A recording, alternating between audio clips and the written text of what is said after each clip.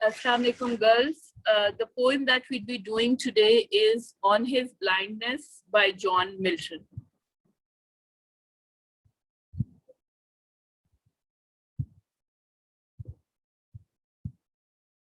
So this is, girls, the text of the poem, which we will go on to discuss line-wise as we will proceed on to the latter part of the lecture. If we have to see the background of the poem On His Blindness, we need to know that it is probably one of the best known sonnets of John Milton. Sonnets, like I've told you in their previous lectures, what exactly a sonnet is. It's a special 14-lined poem. And this particular poem was written as early as 1652. Some scholars obviously believe it was composed sometime between June and October 1655. And this is the time when John Milton, who happens to be the writer of this poem, was completely blind. So he was one of those renowned poets of English literature who lost his sight at a very young age. However, what we do know for sure that this particular poem was first published in 1673. If we have to see the setting of this particular poem On His Blindness, we need to see that this poem is set entirely within the poet's mind. The poem depicts the conflict that exists in the poet's mind. He expresses his doubts to himself. And the doubts, obviously, but even though the poem starts on a pessimistic note, it ends on a positive note, and he tries to seek consolation by almost debating with himself. He is afraid that going blind will prevent him from composing great poetry, but what also he learns is that we need to accept God's will without really questioning any of his intention. If we have to see the structure of the poem, it is a sonnet, girls, and you know that the sonnet is a 14-line poem, and it's generally divided into an 8-line unit, which is known as an octave, and a 6-line unit, which is known as a sestet. And the octave and the sestet can be together to form a single stanza, which is the case with this particular poem On His Blindness, or it can be two different stanzas. Also entirely depends upon the poet who's writing the sonnet. Since the 14 lines of the sonnet are not divided into stanzas, they are divided into meaningful segments. So if you sort of read it on a glance, you will automatically know where the thought of the poet is switching from one thought to another. And this makes it somehow easier for the reader to understand the poem. This poem has been written in the first person, that is through the use of pronouns such as I, me, myself, etc. Hence, we can assume that the speaker of the poem is the poet himself, also because the poem in multiple ways is very autobiographical, in which the poet is lamenting the fact that he has lost his sight, and hence he is unable to function as he was able to before he lost his eyesight, and he's unable to compose great poetry. Coming to the first 2 lines of the poem, girls, the poet says, when I consider how my light is spent, ere half my days in this dark world and wide, what he tries to portray through these lines is that the light that has been left his eyes, even before half his life is over, light has left his eyes refers to the fact that he is unable to see now. That is just when he is about to reach his middle age. So the poet says that I have hardly spent any time in this world. I have only reached my middle age. Middle age is round about the time between your 40s and your 50s. So he's saying, I am still sort of young to have lost my eyesight completely. Coming to line number 3 to 6, the poet says, and that one talent which is death to hide, lodged with me useless, though my soul more bet to serve therewith my maker here refers to God, and present my true account, lest he returning chide. So what the poet tries to express in these lines is that God has given him the talent of poetic composition, the talent of writing some very good verses and poetry, But unfortunately, he is unable to produce something worthwhile using that talent because he has lost his eyesight. And therefore, the poet believes that there is no purpose left for him to live in this world and he deserves to die. However, his talent has been rendered useless by the loss of his eyesight, and he's saying all those ideas that exist in his mind, all the poetry that exists in his mind, because he does not have his eyesight, he is unable to sort of put it on paper and express his views the way he was able to do before. Even so, he wishes to serve God by using his talent. So he says, so what we need to know, girls, that John Milton was a deeply religious poet. Hence, he's constantly mentioning God in his poem. And he's saying one of the reasons why he laments the fact that he can't write poetry is because he feels that he is unable to serve God using his talent now. He's unable to write poetry praising God now. So he wants to be able to tell the true story of his life in his poetry. And that is perhaps why he's writing this sonnet on blindness. He is writing this poetry so that God does not get angry at him and thinks that he is wasting his talent that has been given to him. So John Milton believes that because he has the poetic ability to create poetic verses and composition, he's almost rendered useless because of his loss of eyesight, and therefore God might not be happy with the fact that he's given him such a talent, and because of his loss of his eyesight, he's not trying to bring it to full use.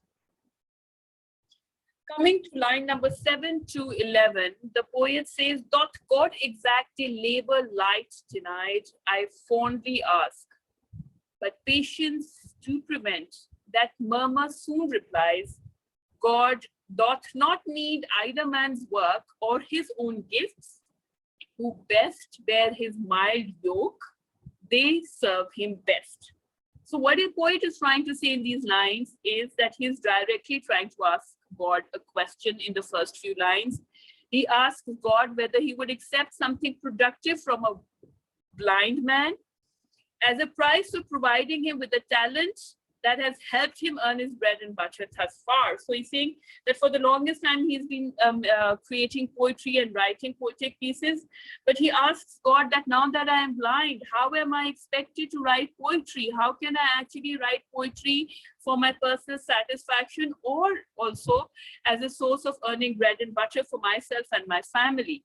However, the poet is a patient man by nature, and this component of patience is his personality, stops him from posing the above mentioned question to God.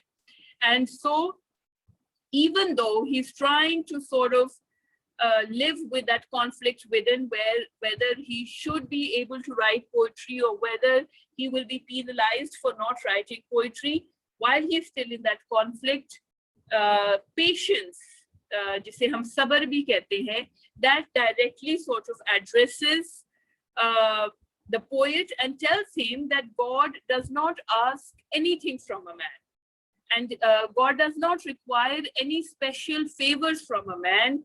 He does not ask for his gifts to be returned, nor does he expect every man to make use of those gifts or the blessings that he bestows on any man.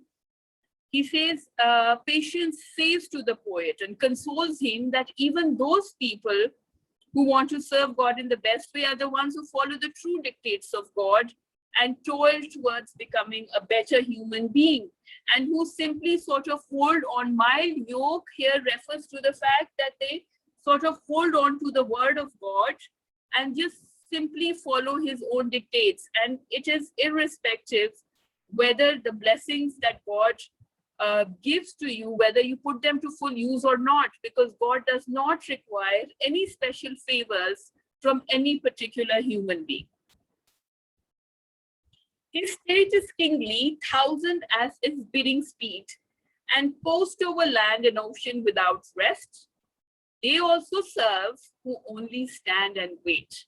So now in these lines, the element of patience within the poet offers him more advice. So he started off with the advice in the previous lines, and he further builds up on his advice in these lines from line number 12 to 15. And he helps the poet to deal with the harsh ordeal of going blind. what he says, his patient tells him that God is like a king who has many kingdoms, and he rules all these kingdoms. And then he asks, and whatever he asks of his subjects, of his people, they will do as he will say.